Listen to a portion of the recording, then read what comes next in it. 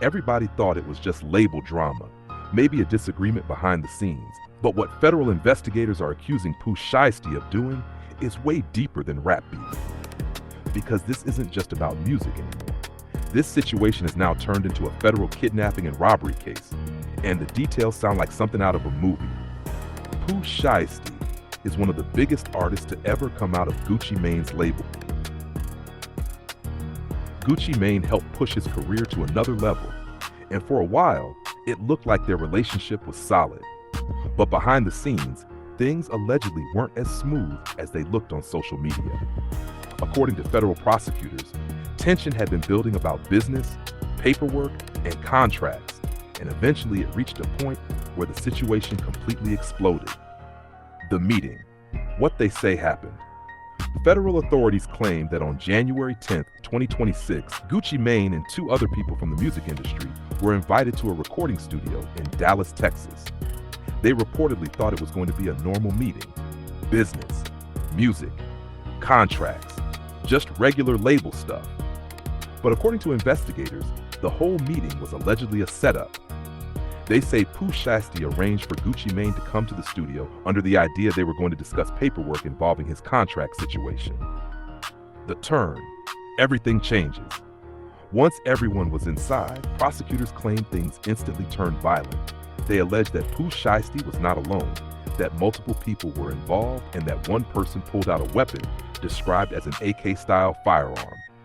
And from that moment, the business meeting was no longer business. It allegedly turned into a hostage situation. The allegations, what prosecutors claim happened next. According to the federal complaint, the group allegedly forced Gucci Mane and the others at gunpoint, demanding they sign paperwork that would supposedly release Pooh Shiesty from his contract. But it didn't stop there. Authorities claim that this situation escalated into a robbery, where jewelry, watches, and valuables were taken.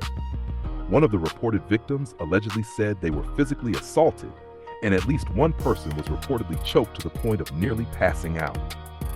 So what started as a meeting turned into what prosecutors are now calling an armed robbery and kidnapping situation. The aftermath. Why this is huge, this is where things get crazy. Because this isn't state charges, this became federal.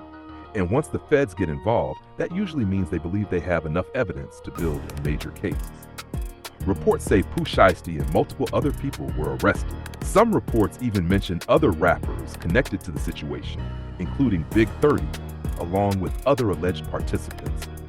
Authorities said they were searching for multiple suspects connected to the alleged crime. The charges, what Pooh Shiesty is facing. Now, Pooh Shiesty is reportedly facing serious federal charges, including kidnapping and robbery-related charges. And those are the type of charges that can come with decades in prison. And in extreme cases, potentially life sentences, depending on what the court decides. This is not a rap headline. This is a real criminal case. Not everyone agrees. Pooh Shiesty's legal team has pushed back publicly, basically saying the public doesn't know the full truth yet, and that things aren't always what they seem. So right now, it's still at the stage where the government is presenting their accusations, and the defense is expected to fight it.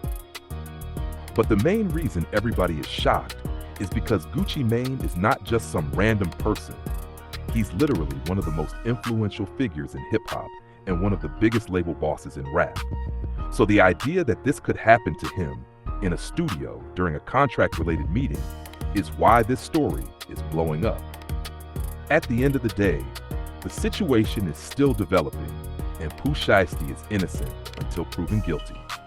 But if what the feds are saying is true, then this is one of the wildest music industry stories we've heard in years, because this would mean a label dispute didn't just stay in the courtroom, it allegedly turned into violence, and now it's in the hands of the federal government. Let me know what you think about this whole situation. Do you think this was really a setup? Or do you think there's way more to this story than we know?